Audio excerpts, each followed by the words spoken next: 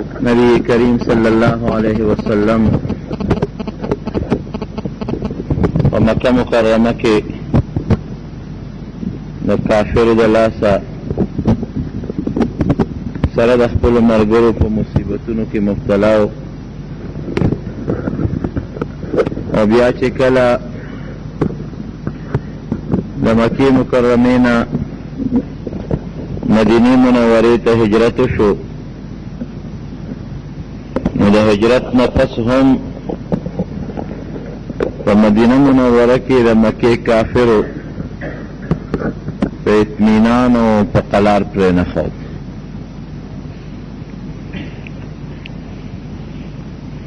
They then the मक्के मुकर्रमीना मदीने मुनव्वरे तब द नबी अलैहिस्सलाम खिलाफ साजिशुन कोल तो मदीना मुनव्वरा के योलवी मुनाफिक अब्दुल्लाह इब्न उबई अगत द मक्के काफिर यो खत लिखा खत के वतदा लिखलू कि ता जमुंग दुश्मन ला अमन वर्क पनई दे वर्कला या खुदा से ओ कच जमुंग दा दुश्मन दगल त खत्म का और कदा से दे नकल न जमुंगा उस्ता दुश्मनी दास्ताम खैर निश्ता अब्दुल्लाह इब्न उबई मुनाफिक द मदीने मुनाफिकीन रा जमा कल और गीते अगर खत खोच दामुंग सगलती उकड़ा नबी अलैहिस्सलाम नुमे वागच अगल मुंग अमन वर्का गमरावस्ता द लुमके द लोए कौम और द मजबूत खल्क दुश्मनी पसर वागश्ता नागम द नबी अलैहिस्सलाम पर मुकाबला के जान सरा मुनाफिकीन मरगरी कल देने अलावा यो कोर्ज यो काफिरो द योलवे कौम सरदारो अगलाड़ो द मदीने शरीफे पा चिरागा बांधे डाकाओ गुरजोला सारवी रो तख्तोल से ओसवजोल फसलून और बागुन द मुसलमानान ओसवजोल बाद्वेम नुकसान शो द्रेम दा चिकम मुसलमान बचर तपलारता उदे काफिरो तब पताओ लगेदा नागत बेम जरर वर्काओ तकलीफ बे रसाओ बाहर कैफ द मक्के काफिरो तो मदीना शरीफा के नबी अलैहिस्सलाम और दागी मरगरी पाराम पर न खोदल पैगंबर अलैहिस्सलाम पदी द्वेम हिजरी के दखपल मरगर सर यो मशवरा उकड़ा रागुंडे कल चेहरा द मक्के दा काफिर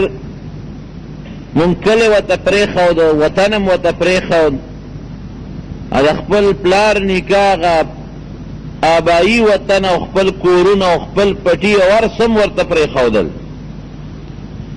और दीद पासम द्वी मुंग निपरी दी दिल तरा पसे राजी कल सारवी राना तख्तई कल सारवी स्वजई कल माल स्वजई कल बागुना स्वजई कल जमुंग मरगरो तपलार तकलीफुना वर्कई द्वी लगी अरोल पकार दी और गैर दावच द मकेन बा शाम तक मकाफिलत ला तिजारती जकद मके दखल को जिंदगी को पदा तिजारत हुआ तो अगलार द मदीने मुनव्वरे ख्वा के तेरे दिला नद्वी दा सोचो कुछ मुंग बलल शू और दी पर तिजारती काफिला ब हमलों को दाना जिगरी माल बे लूट को यो हमला बहु को दी बहु अरीगी चेहरा द मुसलमानान नूर पकलार दल पकार दी यानी कमुंग ते पकलार नशुनु जमुंग द शाम और द मके के कम तिजारती अलाकदा तिजारती लारा ददा बराबर मुसलमानान बंद की नबिया बसको दा मशवरा नबी अलैहिस्सलाम सर अखपल मरगर ओकला और सलग उन कसान सदरे सवा दियार लस तकरीबन पदे रमजान के दा मीटिंग शो गोरा नबी अलैहिस्सलाम द जंग पर इरादा न होता په د جنگ په اراده وطنو بیا به د مدینې منورې نه لوی لښکر به وتلو ډېر زیات مسلمانانو ډېرې تورې به یې وړې وې او ډېرې زغرې به یې وړې وې ډېرې نیزې به یې وړې وې جنګي سازو سامان به یې وړی و په دې خیال نه ورته چې مونږ به ځو او مونږ به قتل و قتال کوو مونږ به وجل کوو مونږ به دا کوو نه بس صرف دومره ده چې دې لاره کې ودرېږو او دغه قافله چې کوم را روانه ویرو او د مکې کافران لږ ویریږي چې دوی خو په مونږ د تجارت لار بندولی شي نو مونږ نه به لږ په قلار شي نو څه 300 تقریبا 14 په دې رمضان میاشت کې سن 2 هجري وه د نبی علیہ السلام د هجرت دویم کال او د رمضان میاشت په 12 تاریخ باندې نبی علیہ السلام سره د خپلو ملګرو د مدینې منورې نه ووت د مدینې شریفې نه چې کله وتل نو ډېر لږ سامانو 2 آسونه پیغمبر علیہ السلام ملګرو سره او یا وخانو نو او یا وخان او 300 کسان پیاده خو کافي مزلو نو دا فیصله وکړه چې یو اوښ به په 3 کسو تقسیمو 2 کسان به په اوښ باندې سواري یو کس به پړی نیولي نو چې دا یو کس ستړي شي نو دی به اوښ ته وخیږي نو بل به د هغه په ځای کوز شي بیا چې بل ستړي شي نو هغه به وخیږي نو هغه بل ملګری به کوز شي نو 2 به بره سواري یو به پړی نیولي نمبر په نمبر به هغه خپله سورلي بدلی په دې چل به مونږ ځان ورسو نبی کریم صلی الله علیه وسلم ته صحابه وی چې صاحب یو اوښ به ستا دپاره ځان لکوې نه پیغمبر علیہ السلام خو ډېر د انصاف خاوند و وی څنګ چې تاسو خپل منځ کې نمبر بدلوئ داسې به زه یم یو اوښ د پیغمبر علیہ السلام او د حضرت علی رضی الله عنه او د حضرت ابو لبابه رضی الله عنه په شریکه شو نو دوی چې کله په لار روان شو نو نبی علیہ السلام چې کله د کوزېدو نمبر راغی نو هغوی ورته ویې نه صاحب ته به نه کوزېږې ته به سورې مونږ یو کس به سره بدلېږو را بدلېږو چې علي ستړي شي نو دی به وخیږي نه بل ملګری ابو لبابه رضی الله عنه به کوز شي نه به پړی نیسي او چې کله هغه ستړي شي بیا به هغه وخیږي نو علي رضی الله عنه به کوز شي لیکن نبی علیہ السلام او فرمایلوی نه تاسو مانه مضبوط خو نه یې او نه دا ده چې ګنې زه ستړی کېږم او تاسو نه ستړی کېږئ څنګه چې تاسو کوزېږئ او د اوښ پړی م نیولي داسې به زم کوم نو چې څنګه نمبر به د پیغمبر علیہ السلام راغی نو د اوښ نه به کوز شو پړی به یې ونیوه او باقاعده لکه د خپلو ملګرو په شانتې به پیاده روان و خپل نمبر به پوره کو د دواړو جهانو مبارک سردار دی دې زمانه کې یو معمولی غوندې سړی یو لږ غوندې رکوټې غوندې افسر یا یو رکوټې غوندې سړی ابه چرم داسې ونه کړي د خپل ماتحت سره لکه کم کار چې نبی کریم صلی الله علیه وسلم د خپلو ملګرو سره کو انصاف یې په خپله هم کو نو انصاف به بیا صحابه هم کو اوس زمونږ مشران زمونږ چې کم مشران دي د حکومت هغوی کې خپل انصاف نشته نو په عوامو کې ولې کوم ځای نه انصاف راځي دا ګوره حقیقت زه اکثر هم دا خبره کوم زمونږ د مشرانو کې انصاف نشته په دې سړک د پاسه چې دا کم دا حکومت دا مشران راشي ټول ټرافیک ورته بند شي هغوی له لارې کوڅې ورکړي که په غلطه هغوی ډرایور لاړ او که په سمه لاړ ولې دا اوس مشر دی دا وزیر اعظم دی او دا وزیر دی او دا فلان کې دی او دا فلان کې دی هغه له قانون نشته نو د نور له به قانون د کومې راشي مشر کې چې کله انصاف راغی کشرانو کې به خامخا انصاف راځي دا بنیادی خبره ده نبی کریم صلی الله علیه وسلم په خپله د عدل و انصاف یو مجسمه وه عدل او پکې انصاف نو صحابه هر صحابي د عدل و انصاف مجسمه ښکاره کېدله د مدینې شریفې نه چې کله راووتل نبی علیه السلام یو مقام ته راورسېدل نو هلته کې چې کوم پکې واړه هغه خو یې واپس کړل تاسو ځئ او دا ابو لبابه رضی الله عنه هم بیا سمن واپس کړی دی د مدینې منورې د یو علاقې مشري ورته حواله کړی تنزه بهر کیف دوی را روان دي یو مقام د صفرا هلته چې راورسېدل نو نبی علیہ السلام یو 2 کسه صحابه کرام منتخب کړل وی تاسو لاړ شئ او د ابو سفیان د قافلې جاسوسیو کې چې قافله کم ځای ته راورسېدله چې موږ ورپسې هلته لاړ شو. دا د ابو سفیان قافله شام نه را روانه وه او اویا کسان دې سره او ډېره مالداره قافله وه. د مکې مکرمې د هر کور او د هر قوم پیسه پکې وه او هغه زمانه کې زمونږ د روپو په اندازه باندې چې زمونږ کومې روپۍ جوړېږي د هغې زمانې نو تقریبا د 50 لاکو روپو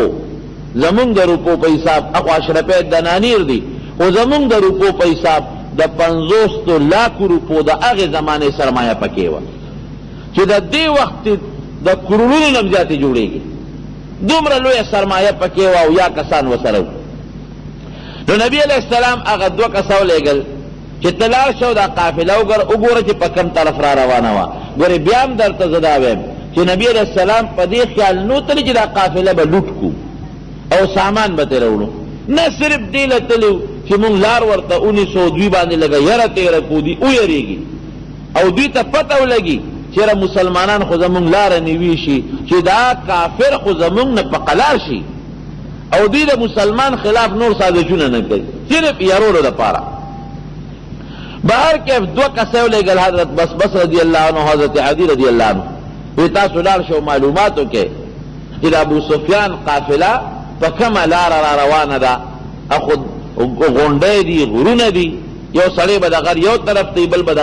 غر بل طرف ته یو بل نه خبره دوی وی ډېره ښه ده چې دوی لاړل معلومات کې اخو ابو سفیان ته چا ال ویلی وی ته خو بېغمه روانې او د لکونو روپو مال در سره دی خو نبی علیہ السلام سره د ملګرو ستا خلاف راوتلي پرېږدي دې نه. هغه سره هم یاره شوه هغه وی چې دا خو لکونه روپۍ دي او دا که مسلمانان رالل مونږ به هم مړه کړي دا مال به م رانهوالي. نو هغه یو سړی زمزم غفاري هغه له پیسې ورکړې او په یو تیز څاروي باندې سور کو وی چې څومره زر کېدی شي نو څاروي اوس غلوه او مکې ته ځان ورسوه او دا اعلان ورته وکړه چې روځئ ګورې که رو نه وته ستاسو قافله لوټ کېږي قافله هم نه پاتې کېږي شا به یې ځان ورسوئ. هغه زمزم راغې او مکې مکرمې ته ځان راورسو. نو عربو کې به دا قاعده وه اوس خو چې څوک یو خبر ورکوي نو په لوډ سپیکر باندې اعلان وکړي یا مثلا د مامو ډبی هغې کې به دا یو پروګرام و چې هغه به څادر د سر نه کوز کو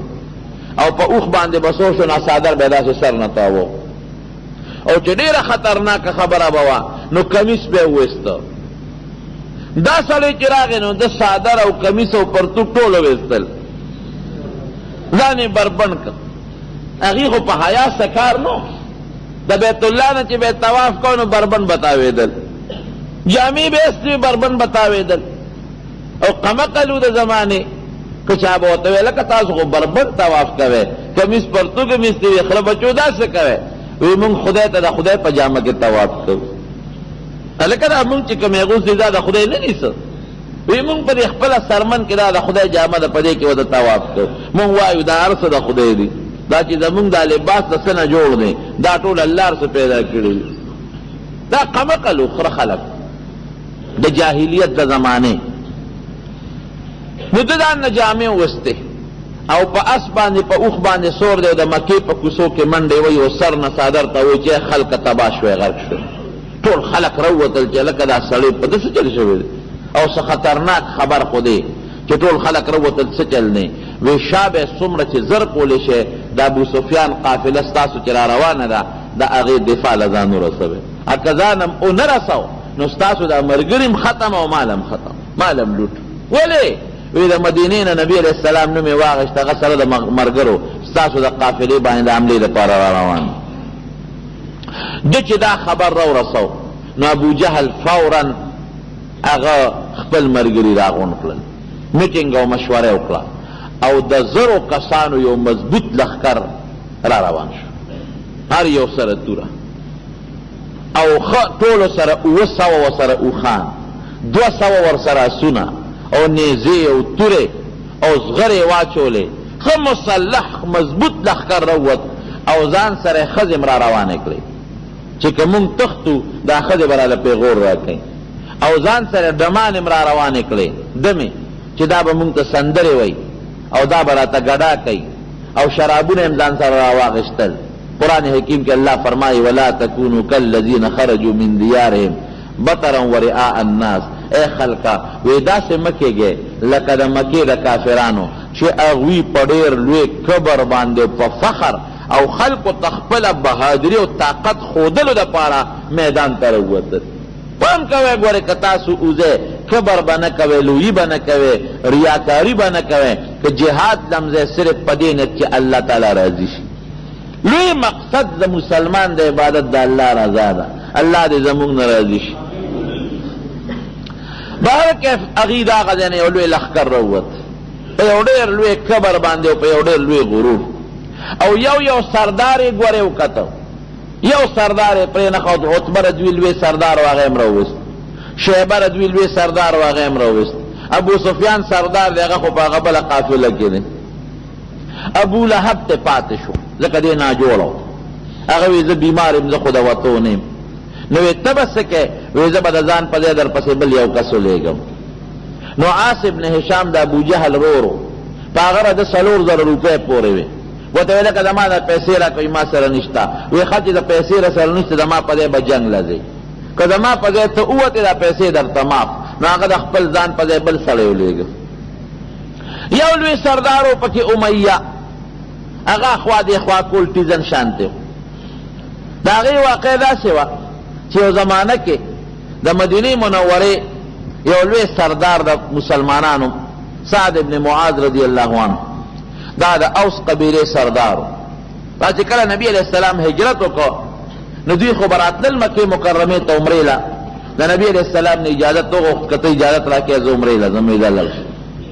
نو په مکه مکرمه کې دا امیه چې د کافر یو سردار و، ده سره دوستانه تعلقات، دواړه تاجرانو. نو سعد چې به کله مکې شریفې ته راغی د امیه سره به یې دمه کوله،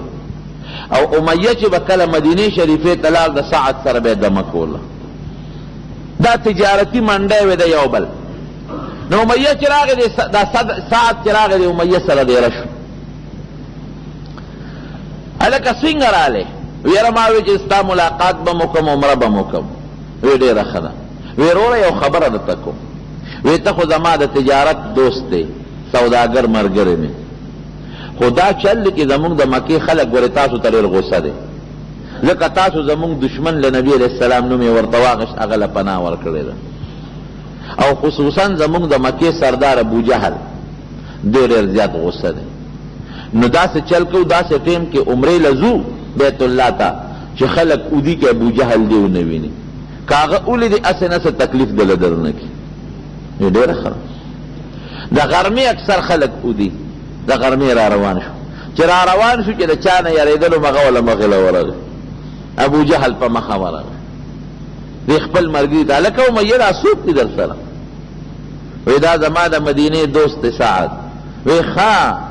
زمونږ دشمن له خو دي پنۍ ورکړې ده او دی دلته بېغمه ګرځي، ته به دلته مونږ نه سین قدم والې، تا زمونږ دشمن له امان ولې ورکو، هغه لمځی ولې ورکو، هغه سره امداد ولې کوې؟ دا سعد خو هم د یو قوم مشر و. نو داسې مشر خو د بل خبره چې ته وړلی شي. ابوجهل سره نیغ شو. وی ته ما سره دلته نیغي مه کوه، او که ته په ما را نیغېږې نو ستاسو لار به مونږ بنده کړو، مدینې ته او په کومه دا شام ته او په کومه ځای. د دواړو خبر یو بل سره ګرمې شو. چې ګرمې شوې نو دا چې کم کوربه د امیه کافر دی د خپل میلمه ته وي سعد ته وي سعده ته خو زما میلمه مونږ خو ستا ډېر قدر کوو، خو ګوره ابوجهل زمونږ سردار دی، په ده سترګې مه راوباسه، دی خو زما د وجې تا ته غږ نه کوي چې ته زما میلمه، په ده به سترګې نه راوباسې، دی به مونږ سردار دی. نو دا سعد دی خپل ملګري ته وایي د امیه ته، وی ته خو چپ شه چې غږ ونه کړې، ستا متعلق خو نبي علیه السلام فرمایلی دي چې امیه به مونږ وجنو پرېږدو یې نه، تا خو نه پرې تا خو به وجنو. وی ما زما متعلقی وي او ستا متعلقی وي، دغه دی خو معامله رفع دفع شوه او سعد لاړ مدینې منورې واپس. لیکن امیه چې کور ته لاړ ښځې ته وایي ښځې یو ناشنا خبره درته ونه کړو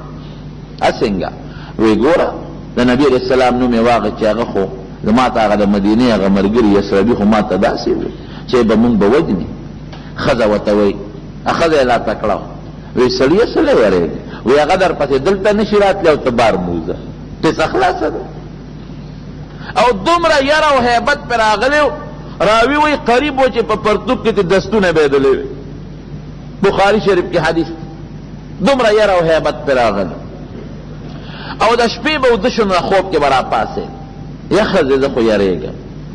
ولې یریږې؟ وی ګوره نبی علیہ السلام چرتم دروغ نه دی ویلی، مونږ کې ماشوم لوی شوی دی او هغه خو وی چې دی به زه وجنم. یا سړیه نو د کور ته خو در پسې دلته نشي راتلی، هغه 400 میله لرې دی، ته بار موزه هغه دلته به در پسې نه راځي. دې کې ابو جهل دا سرداران راغونډول او بدر ته دې د پسې ورغی امیه پسې. کاکاجي روزه دې مشر سړی وی زه خو نه ځم. وی ته ولې نه ځې؟ وی زه خو بوډا یم او سپین ګریم، ته زما دې شکل ته وګوره برځان په ځای یو کس 2-3 ولېږم. ښځې ورته وی سړیا خبره خو دې یاده ده که نه ستا متعلق چې ویلې شوې؟ وی نه نه ځم. وی ځان کلک که ګورې که لاړې رښتیا چې نبي علیه السلام دروغ نه وي ګورې وجنې. وی نه نه نه ځم. ابو جهل ورپسې راغی، مینتونه زارې ورته وکړه، خیر ده ونه منله. بیا ورپسې بوډاګانو سپینګیري راوستل چې دا سپینګیري ځي هغه ځي هغه ځي، ته شرمېږې نه چې ته نه ځې. بیا ورپسې هلکان راوستل، وی ګوره دا ستا د نوسي په ځای دا بچي دي، دا ځي دوی نه یېرېږي، ته یېرېږي ته نه ځې. خیر دا جرګې یې پې کولې اخر کې سړی یې مجبور کړ. چې مجبور یې کړ ځان له د مکې په بازار کې په منډی کې ښه یو تیز اس واغېشت او په هغې یې سامان بار که ورسره ووت. نو چې کله ته نو ښځې ورته ویې سړیه خبره دې یاده نه ده؟ وی ښځې دروازه راته کوله و پرېږده، په لاره کې هر ځای کې چې ویده شي زه به ترې راتښتم. ما ځان له ښه مزېدار اس اخېستل. کافر کې ګوره ډېر لوی روبي، په کافر د مسلمان ډېر لوی روبي، دا ګوره یاد وساتئ. مسلمان 2 کسه او 3 کسه چې زړه پکې وي تاسو نه وینئ، 1 2 او 3 د خلکو نه یې وار پاره د کافرو نه خطا کړي. صرف دومره ده چې د مسلمان په خپل کتاب عمل نشته، اتفاق پکې نشته. نن د دنیا کافر یو بل سره یو دي، که یهود دي او که عیسایان دي او که مشرکان او هندوان دي، خپل دین یې رستو کړی او د مسلمان خلاف یو موټی شوی دی. حالانکه د یهودو جدا دین دی، د عیسایانو جدا دین دی، د جاپان والا جدا مذهب دی، د هندوستان والا جدا مذهب دی، د فرانس والا جدا مذهب دی، د چین او د روس جدا مذهب او جدا دین. لیکن نن ټول یو موټی دی مسلمان ته، او د مسلمانانو یو قرآن او یو خدای او یو ایمان او یو دین دی، ټول تتر بتر دی. یعنی که په خپل قرآن باندې ردی اتفاق راغی، واعتصموا بحبل الله جميعا ولا تفرقوا، چې تاسو ټول یو شی یو موټی شی. نو زم که صرف او صرف دا عرب او دا عجم، دا افریقه او دا نور پرې دا مسلمانان هم یو شو، قسم د امریکا بسی چې دا ټول یورپ را یو ځای چې د مسلمان د خپل د ځمکې له اوچته نه کی. او مشران بے خوند دي، بے غیرت دي، پیسو والا دي، ټکو والا دي، د کافرونه بس مال او دولت پتمه دي، بس د لالچ پتمه دي. بهر کیف دې ځان سره روان کړ چې روان یې که ابو جهل ته خو پته و چې دې به رانه تښتي، او هغه ته هم پته و چې ده به تښتم. د یو 4-5 هلکان په ابو جهل مقرر کړه، پوره شیطان. وی ګوره دې چې د نه ونه تښتي، بس خیال ده د ساته. هغې وی بس کاکاجي ته ته بېغمه اوسه چې یو ځای کې خو پیاده قافلې یو ځای ته دې ورسېده. نو هلته کې خلک پرېوتل، اوده شو ستړي، دا امیه هم پرېوت، ناګانه دې پاسېد امیه، او په دې خیال پاسې چې د خپل اس له ځان رسوم چې پې تښتم. هغه هلکان ورله راغلل، کاکاجي خیر دی؟ وی اسې را پاسېدم. وی تاسو څه کوئ؟ وی مونږ تاله را پاسې ستا خدمت کوو، که صوبه دې پکاري، لوټه موټه دې پکاري، بل څه دې پکاري، مونږ ستا خدمت ته ولاړو. وی زه سر کوزو د شی زه خپل خدمت په خپله کولی شم، زه وی نه نه مونږ سته ده، مونږ کاکاجي زمونږ مشر یې، مونږ هم تا ته ولاړ یو، ستا خدمت به کوو. هغه ځای کې خو سړی پاتې شو چې بل ځای پړه وغورځېد. دی بیا چې داسې نیمه شپه وغلی غوندې را پاڅېد، چې را پاڅېد هغه هلکان خو ابوجهل ورته پې کړو. بیا کاکاجي خیر دی، څه خدمت دی؟ وی نیک بختو دی اوده شی په ما څه کوئ تاسو؟ وی نه نه مونږ ستا خدمت ته ولاړو، په دغه چل یې به درته ورسوم. خو چې دی به را ویښېده نه هغوی به له راتلل، چې دی به پاسېده بس هغوی به ورته نیغ ولاړو، به درته ورسوم. د ابوجهل قافله سره د خپلو ټولو سردارانو به درته تقریبا ور ووسېد،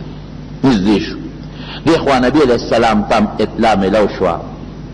چې د ابو جهل د ابو سفیان د تجارتي قافلې د مرستې دپاره خو د مکې نه لوی طاقت را روان دوی خلک را لرس پسې کېږي هغه دوه کسان چې کوم لیږلي وو هغوی هم یو ځای بل ځای معلومات کوي چې اوس وګورو چې قافله د ابو سفیان په کومه لاره روانه ده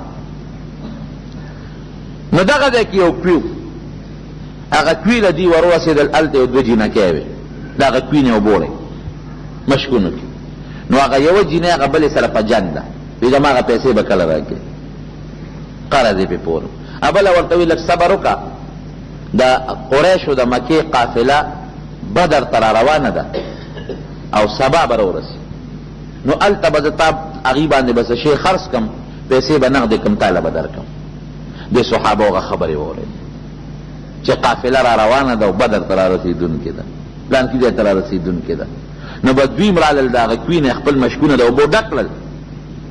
او په اوښانو هغه مشکونه بار کړل او پیغمبر علیه السلام له اطلاع یوړه وی صاحب قافله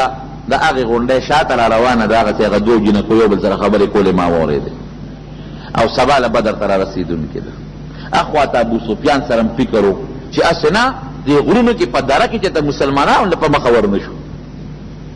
او پیاده مزلې وې نو هغه خپل جاسوسان خواره کړل او په خپل هم ګرځېده دقه کوي له ابو سفیان راغی چې راغی هلته یو سړی ناست و وی دلته څوک ناشنا خو تا نه دي لیدې سړي ورته وی یاره نور خو ما څوک نه دي لیدې خو یو دوه کسانو په اوښانو باندې دغه د اوښان سملولو او هغه اوبې د دې کوي نه ډکې کړې او په اوښانو باندې واچولې ولاړل وی څنګه سړي وی ما نه دي پېژندل نه ابو سفیان ډېر هوښیار او ورغې د هغه اوښانو هغه پچې یو کتې یو پچې یې ماته کړه بله یې ماته کړه بله یې ماته کړه چې یو څو پچې یې ماته کړې په هغې کې د کجورو هډوکي راووتل دومره هوښیار چې هډوکي وکتل داسې وی والله نواتو یسرب وی زما دې قسم په خدای وي چې دا خو د مدینې د کجورو هډوکي دي معلومیږي دا چې دا سړي د مدینې و بس زر یې په اوښ په واړولو او قافلې له ځان ورسو او لاره یې بدله کړه دغه لاره یې پرېښوده او په بله لار باندې لاړ قافله خو بچ بچه ولاړه لیکن د ابو جهل لښکر خو را رسېدلی خو اوس په داسې اندازه دي چې مسلمانان د غر نه یو طرف ته دي او د ابو جهل لښکر د غر نه بل طرف ته دی یو بل نه دي خبر نبی علیہ السلام په مانځه ولاړ دی او یو دوه کسان مسلمانانو نیولي راوستل تپوس ته کوي وی تاسو د کومې قافلې تاسو د چا سره تعلق لرئ هغې به ورته وي مونږ د ابو جهل و قافلې سره یو دوی به وویل او به یې ټکول نو وی مونږ د ابو سفیان د قافلې تپوس کوو تاسو د ابو جهل خبره کوئ نو چې دوی به یې اول نو بیا به وي او مونږ د ابو سفیان قافلې سره تعلق لرو نو پرې به یې ښودل نو چې پرې به یې ښودل نو هغې به وي چې مونږ د ابو جهل د قافلې یو دوی به بیا وال نو چې نبي علیه السلام سلام وګرځو وی مرګرو وی چې رښتیا درته وایي نو وهی او چې دروغ درته وایي نو پرېږدی وی صاحب دوی خو وایي چې مونږ د ابو جهل د قافلې وی ټیک وایي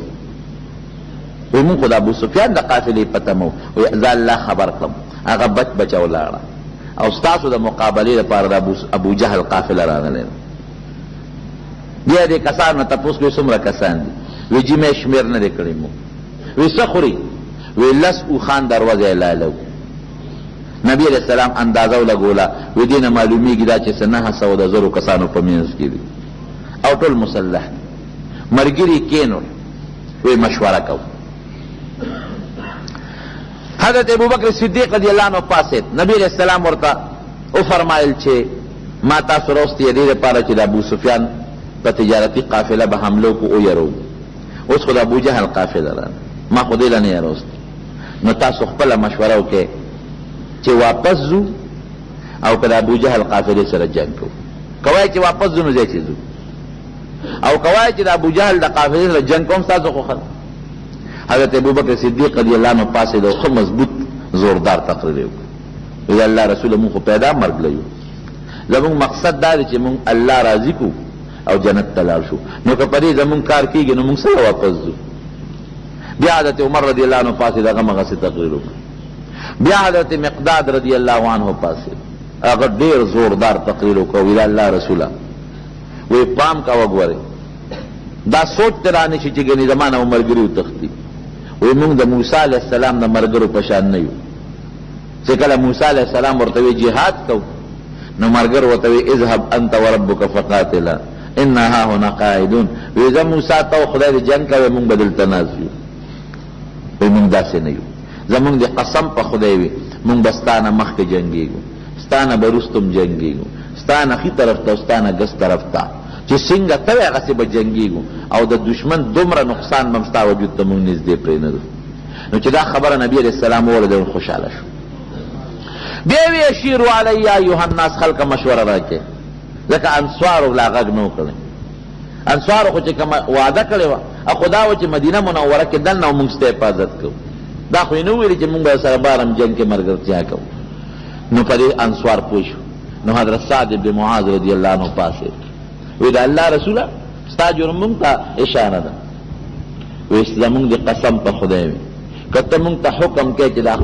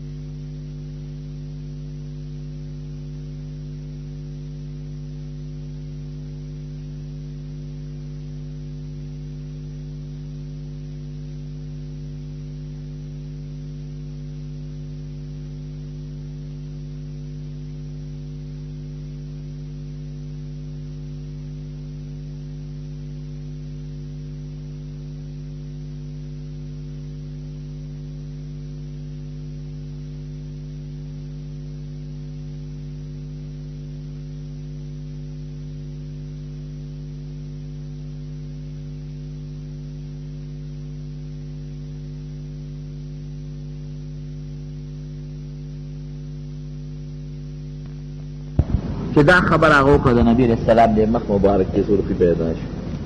وی ما سره الله تعالی وعده کړی چې که دې دوه قافلو کې په کومه قافله ته حمله کې استا ده په تجارتي قافله باندې حمله کې دام ستا دې درکوم او که د ابو جهل په لښکر حمله کې دام ستا درکوم. ما سره الله امداد کوي او ما سره الله وعده کړی ده او په جنگ کې به انشاءالله فتح او نصرت الله مونږ راکړي. راځئ چې جنگ وسره صحابه کرام تیار شو. چې دوی تیار شو الته په مکه مکرمه کې الله تعالی دوی یرولې هم د پیغمبر علیه السلام ترور و بیبي عتیقه هغې یو خوب لیدو او ډېر خطرناک خوب ویلی. وی یو سړی راغی په اوښ باندې سور دی او هغه چغه کړی یو اواز یې وکړه چې ای خلکه د خپل هلاکت ځای ته وځئ. دا یو آواز یو یا اهل غدر انفروا الى مصارعکم زید خپل هلاکت زید فورا اوزه دی چغه واله. دا خوب نو او بیا دغه سړي جبل ابي قبیس ته وخت او یو لوی تیږه راوغورځوله او هغه تیږه چې راوغورځوله نو هغه ډکړی شو او د هغې ذرات د مکې مکرمې هر کور ته د هغې یو ډک راورسېده. نو بیبي عتیقه د نبي علیه السلام ترور وه هغه خپل رور ته هغې عباس رضی الله عنه تعالی وي داسې خطرناک خوب دی. دې نه معلومېږي دا چې زمونږ دې قوم ته څه مصیبت پېښېدو. نو خو دا ال چاته مو وایه ګورئ ابو جهل غصه هغه ولید ته الوي دی دوست ولید خپل پلار عتبه ته الوي خبره خو نه پټېږي او زموږ پښتانه مو دیوالونه الوي. خبره خوره شوه ابو جهل راغی عباس پسې یا عباس بارو وی مخکې خو ستاسو سړو د پیغمبر دعوه کړی او ستاسو ښځې جوړ د پیغمبر دعوه کړی. وی هغه څنګه؟ وی ستا خور چې وی ما خوب لیدلی او د مکې خلکو ته مصیبت رسېږي په مونږ دمکۍ کوی، خو خیر د بعضې خلکو لکې دا یو کس پرېوت. اخوا بل یو کس دی هغه خوب ولید، هغه وی ما داسې خوب ولید چې یو سړی راغی په اوښ باندې سور دی او چې سور دی اوښ یې سمله و اوښ یې لال کړ چې الال یې که د هغې رګونو د وینو دارې ووالې او د مکې د خلکو هر کور باندې د هغې یو څاڅکې پرېوت. هغه هم دا خوب خلکو ته و. ابو جهل بیا راغی عباس ته وی ښه تاسو کې اوس بل پیغمبر جوړ پیدا شو. نو دې خوبونو هم د مکې دا خلک لغوندې یرول. چې رالل بدر ته، د بدر یو هلته یو کوی دی، اوس خوا کوی نشته، ختم شوی دی، خو هغه زمانه کې کوي خلک به راتلل او به یې وړلې او ډېر چاپېره تې غرونه دي، زه په خپله ورغلې دا ځای ما لیدلی دی، ډېر چاپېره تې مکمل غرونه دي. نو کافر رالل او د هغه کوی په غاړه باندې ډېره شو، مسلمانان رالل هغوی هم ډېره شو، خو کافرو ښځه یې نیولې، کم چې د اوبو دی او کم اوار میدانو کافرو نیولو. مسلمانان چې کله رالل نو چې کم ځای کې شګې مګې پرتې وې اوبه هم پکې نه وې، په هغه ځای باندې مسلمانان ډېره شو. نو بعضې مسلمانان پریشانه شو، نبي علیه السلام ته وی د الله رسوله دا انتخاب د دې چې ته وکړم دا دې په خپله خوښه وکړه که دا د الله په خوښه؟ وی دا د الله په خوښه. نو د خدای چې څه خوښه یې همغسې به کړي. نو رب العالمین د شپې نه باران وکړه، نو چې کافر په کم مټینه خاوره باندې پراتو هغه ټول ورته خویدان کې شو چې منډه به یې واله را پرېوتل به،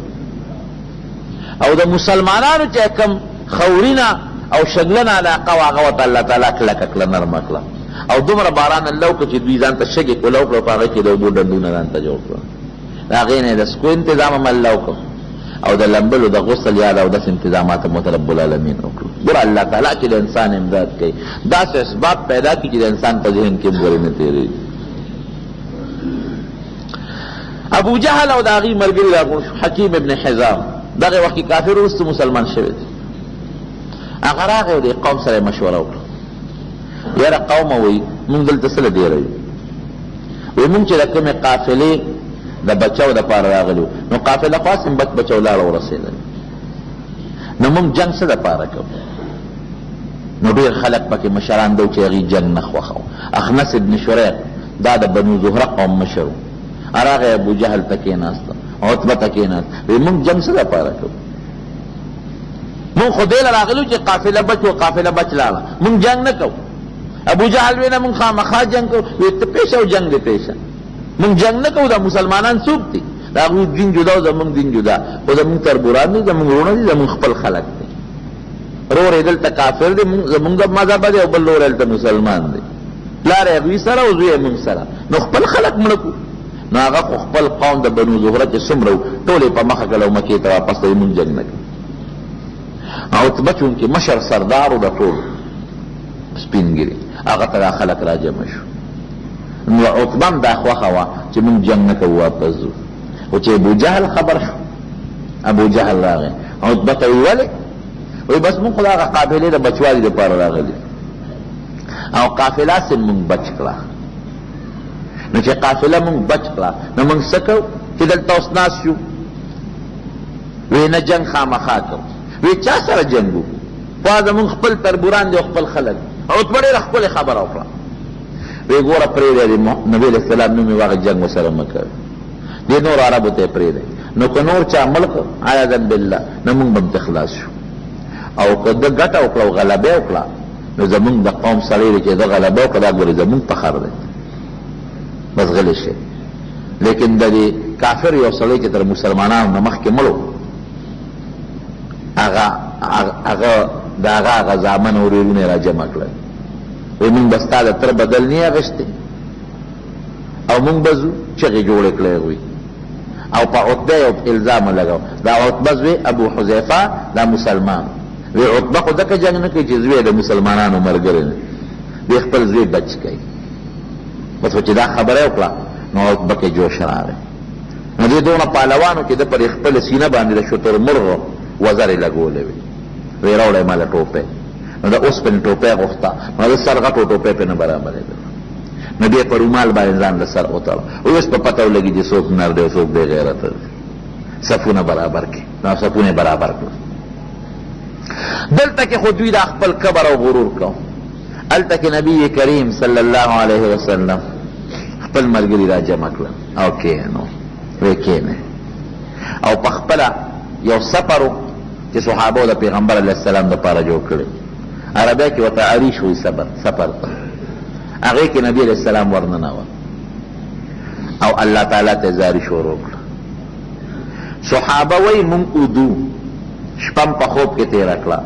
او د دواړو جهان مبارک سردار ټوله شپه په ویښه تېره کړه کله به دننه راوته او کله به بار راوته او چې سار شو رب العالمین ته مخ وګرځو وی یا الله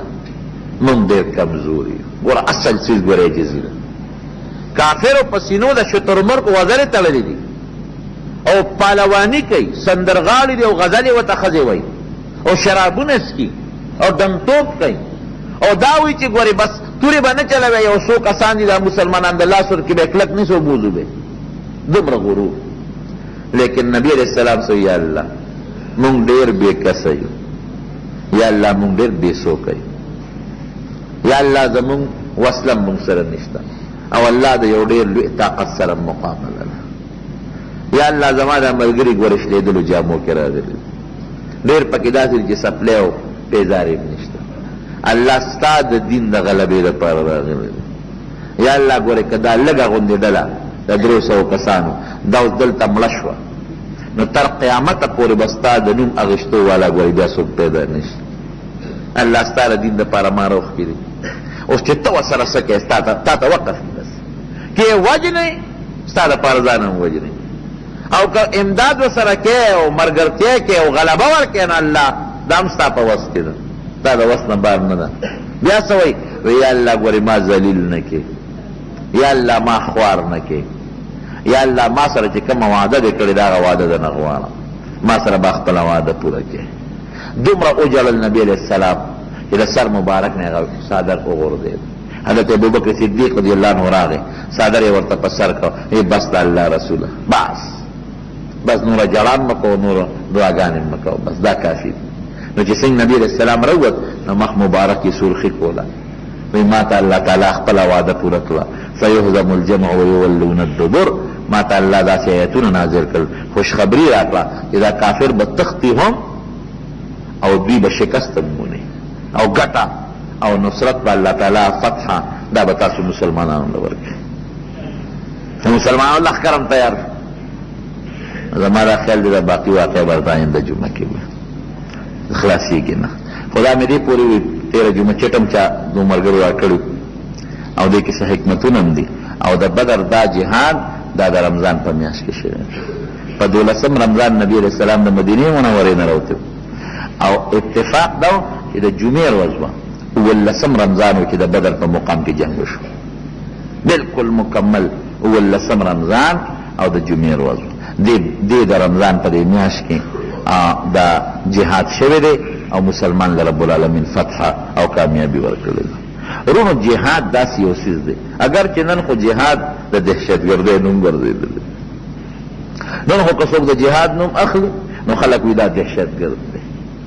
د انتها پسند دی دا دی نه جهاد د اسلام یو فریضه ده څنګه چې مونځ فرض دی څنګه چې روژه فرض ده دارنګې جهاد هم یو فریضه ده اگر چې جهاد خپل اصول لري ګورئ جهاد چې کې د خپل اصول او قواعدو لاندې به جهاد کې د اصولو به ورګډېږم نه لکه د مانځه خپل اصول او قواعد دي که یو سړي اودس ونه کړ او 100 رکعته نفل مو کې ثواب په ځای ګناه کېږي دارنګې د روژې خپل اصول او قواعد دي یو سړي روژه ونیوله او صرف نیت یې نه کړی قدر نیت نو هسې لږه تنده تېره کړله یا د روژې بعضې څیزونه دي د هغې نه ځان ونه ساته نو که ډېر د شپې هم پکې لګي خوراک سکاک نه کوي روژه بیا نه کوي نو د روژې خپل اصول او قواعد دي د مانځه خپل اصول او قواعد دي دارنګې د زکات خپل اصول او قواعد دي که زکات پیسې چې اړولو په جومات یې ولګولې اړو زکات یې نه کېږي اگر چې جومات د الله کور دی دا به غریب له ورکوي دارنګې د جهاد خپل اصول دي، خپل قواعد دي. نو جهاد چې مسلمان کوي د هغې اصولو او قواعدو لاندې به کوي. د اصول او د قواعدو نه بار به بیا جهاد هم نه کوي. که د اصول او د قواعدو نه جهاد هم بار کو نو دا جهاد هم ګورې بیا فساد ګرځي. دا یو غټ الزام په مسلمان باندې لګي چې مسلمان دهشتګرد دی. دا رونو یاد وساتئ. پر یو ټکي تاسو زه پوه کړم، دا زمونږ د الله کور دی، جومات دی. د دې جومات حفاظت په مسلمان فرض دی چې دې به مسلمان حفاظت کوي. او که څوک راځي او ستا دې جومات ته ضرر رسوي نو ته به د خپل د الله د دې کور به دغه کې حفاظت به کوې او هغه سړي سره مقابله به کوې چې د خدای د دې کور ته ضرر ونه رسوي. داسې ده که نه؟ نو څنګه چې ستا د دې کور حفاظت پتا باندې فرض دی، دارنګې ستا په دې ملک کې که د غیر مسلمو د عبادت خانه ای، د یهودیانو عبادت خانه ده یا د عیسایانو عبادت خانه ده یا د هندوانو عبادت خانه ده، د هغې حفاظت هم په مسلمان ګورې فرض دی. د الله دین داسې نه دی.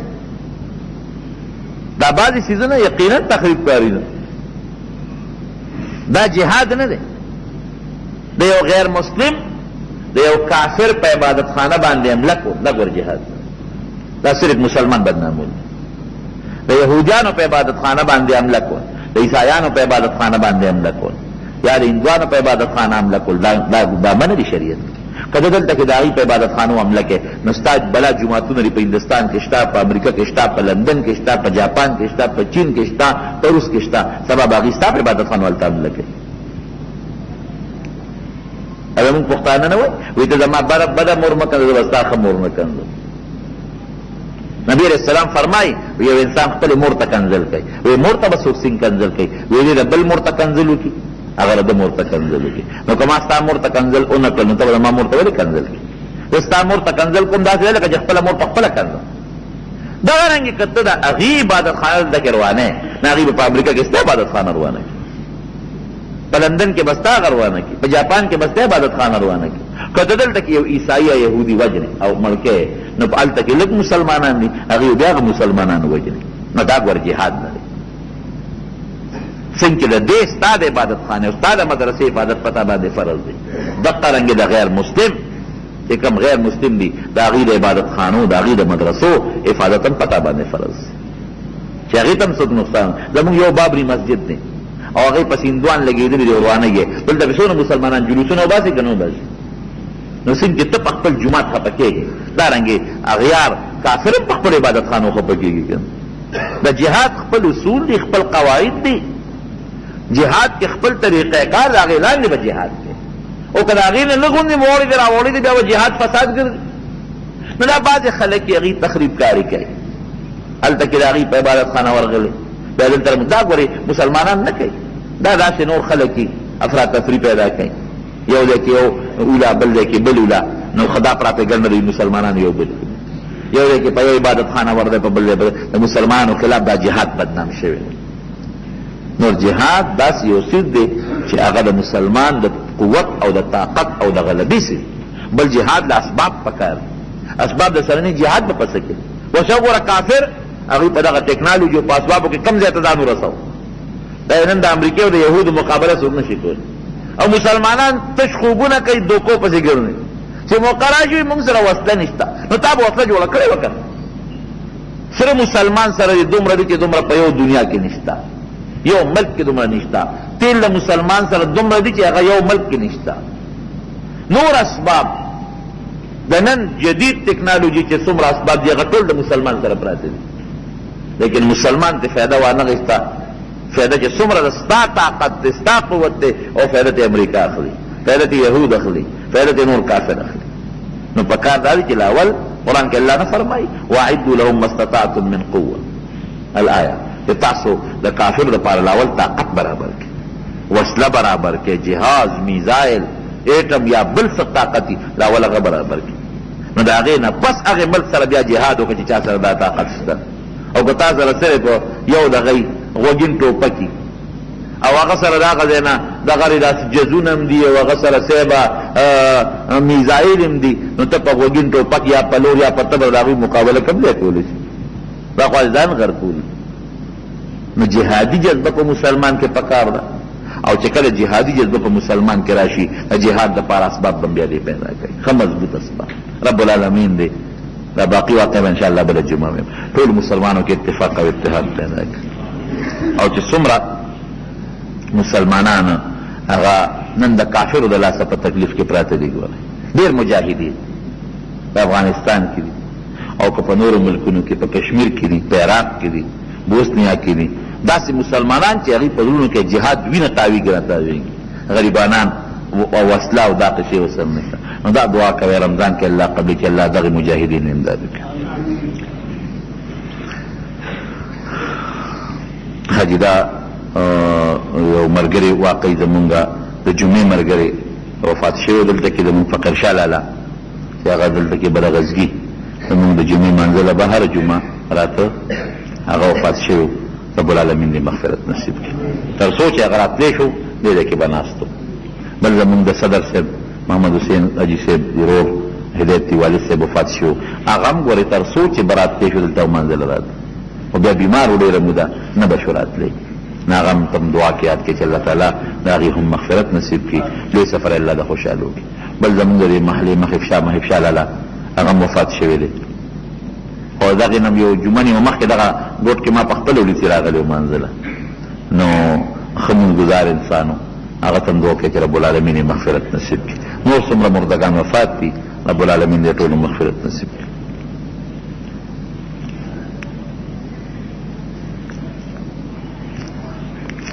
دوی چې بعضې خلک نازک سوالونه کوي او وایي چې ته ورته وایې چې ځان له تپوس کوې نو دې له ما دا یو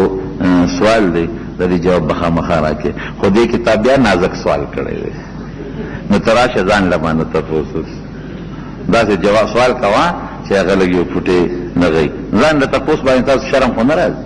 یو سړی باید تپوس دی چې هغه یو فوټې لږ مناسب ني په لوډ سپیکر د وینا نو ځکه د هغې د ووایم چې ځان له وینا کوم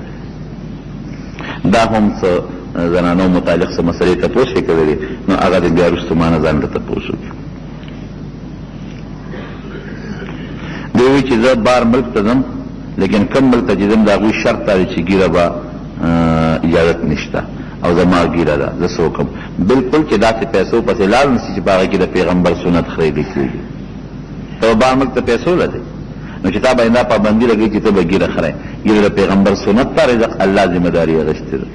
تندر پیوله په دغه ملک باندې او پام کو چې دې ته لاړ نشي د خپل پیغمبر د سنتو خیال ساته که یو سړی په یو جومات کې اذان وکړي او بل جومات ته منزله ځي نو دې داسې نه کوي کوم جومات کې چې په چا باندې اذان وشو یا په خپل اذان وکړو دې به مونځ همغه جومات کې کوي البته که یو سړی د بل جومات امام دی نو بیا بل جومات ته تللی شي او یا یو سړی څه عذر دی د عذر د وجې نه لکه مثلا دلته داسې مسله پېښه شوه چې د جومات نه عذر د وجې نه وتلي نو دی وتی شي او که څه عذر نی یا د بل جومات امام هم نی نو چې کوم جومات کې چا په خپله بانګ ووي او یا د ناستو بانګ وویلی شو دی مونځ هم په هغه جومات کې کوي بلکل موقت سنت تراویح ها ختمونو کې قاریان زر زر وی دا څنګه ده نه زر زر دی نه وی خپل یو حرف د هر قاری خپل مخرج ته رسوي ما خو ورته مخکې ویلو چې دا زر زر وینا فایده څه ده که تا دا ختم او تراویح دی لکه چې زه په الله خوشحاله کړم نو په داسې طریقه الله سره خبرې وکړه چې د شرم خو نه که نه دا چې زر زر کې دا خو ته خدای سره خبرې کې نو الله سره چې ته یو افسر ته ودرېږې او دا زر زر خبرې وکړې زور دونه به دې ووایي چې دوالو دغه به دې معلوم انت الله خو لوی ذات دی هغه سره چې کله تاسو تراویح کوئ قرات کوئ تلاوت کوئ نو مزیدار خشته په صحیح طریقه کوئ یو زنانه ناجوړه دعا غواړي الله دې هغې له هم شفا ورکړي که نور څوک مریضان دی الله یې ټول له شفا ورکړي دوی وایي چې مونږ اکثر تلاوت کوو چاته وبخو مړي ته زمونږ ثواب ورته رسېږي که نه بلکل که یو سړی تلاوت وکړي د هغې ثواب نبي علیه السلام ته بخي یا بل چا ته بخي نو بلکل د هغې ثواب ورته رسېږي که یو جومات کې د ماسپښین مونځ نه کېږي نو اعتکاف پکې پکار اعتکاف هغه جومات کې پکار چې کم کې 15 وخته دغه کېږي مونځ کېږي د جمع یو د ماسپښین مونځ چې دغلته نه کېږي نو اعتکاف ثواب دومره نه لکه د جمع نه مانځه چې څومره ثواب نو کوشش وکړئ که نه د ماسپښین د هغه اعتکاف سنت علی الکفایه دی د جمع مونځ سنت موقت دی بلکې زمونږ بعضې فقها واجب وته وایي چې دا عذر نه دا خو ما مخکې ویلي چې چا له قی راشي ما ویلو چې که په ډکه خوله یو سړی قی وکړي او قصدن وکړي روژه پرې ماتېږي او چې په ډکه خوله نه لږ قی وکړي روژه پرې نه ماتېږي او که قصدن نه غیر اختیاري قی راشي بیا پرې روژه نه ماتېږي او که لږ یو ټایم خولې راغلې واپس یې تېرې کړې هغې بیا روژه ماتېږي یو سړی پېشمني نه کوي چې هغه له قی راځي نه پېشمني سره خو کول پکار ځان له علاج وکړي پېشمني پکار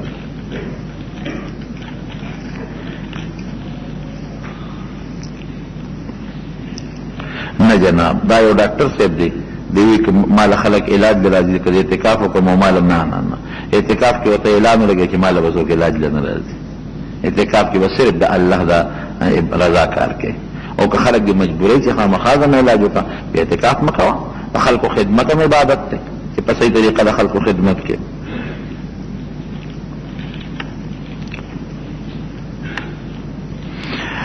که یو سړی ګیره خوري او دې دا وایي چې د ګیرې نه بغیر د ما دا مخ ډېر خشته دی نو آیا دن ایمان وځي نه په دې ایمان نه وځي